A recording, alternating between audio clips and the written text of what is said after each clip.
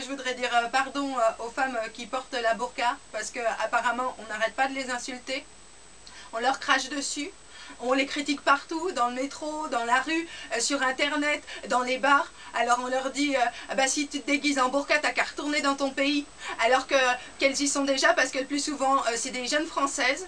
On leur dit t'aimes la burqa, va en Afghanistan, alors que si elles vont là-bas, elles n'auront même pas droit de rigoler dans la rue, sinon elles se feront fouetter. Elles n'auront pas droit de repeindre leurs fenêtres, pas droit d'aller sur le balcon, pas droit de jouer au cerf-volant, pas droit de jouer avec les oiseaux, sinon les oiseaux ils se font tuer. En plus, je trouve pas ça logique comme raisonnement, parce que moi, c'est pas parce que j'aime les fraises que je vais aller vivre en Espagne. C'est pas parce que j'aime le café que je vais aller vivre en Afrique. En plus, je parle même pas africain. Alors voilà, ça c'est les méthodes de monsieur Nicolas Sarkozy qui veut tout raser ce qui dépasse. Mais du coup, ça va faire comme avec les poils, ça va repousser beaucoup plus dur, beaucoup plus vite, et ça va piquer. Il faut vraiment, à mon avis, qu'ils traitent le problème à la racine.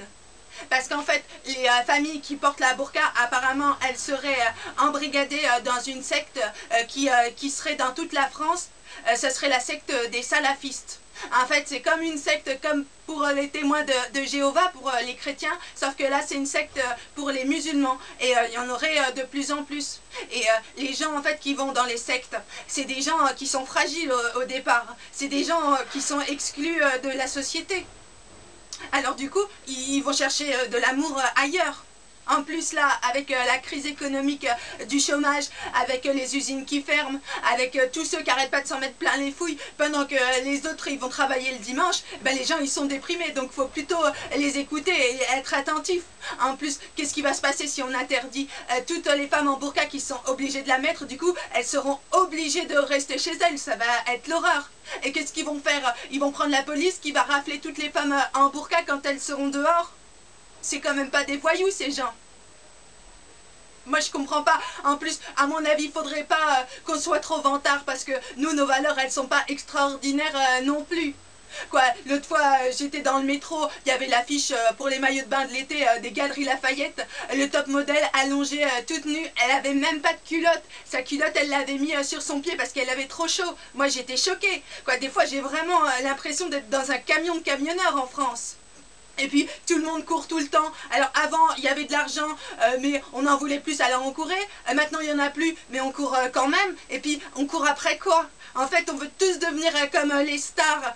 Maintenant le nouveau dieu en France c'est la star. Alors on veut le meilleur téléphone portable que lui là.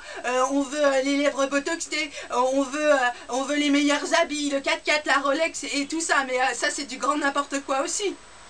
Quoi, j'ai quand même un petit peu d'espoir, parce qu'apparemment Nicolas Sarkozy il aurait rechangé. Il a dit dans le journal du Nouvel Observateur, il a dit que le Fouquet, le bling bling tout ça, maintenant il était plus comme ça, qu'il avait changé. C'est parce qu'il était nouveau président, mais maintenant il sait. Mais bon, quoi, moi je demande à voir quand même.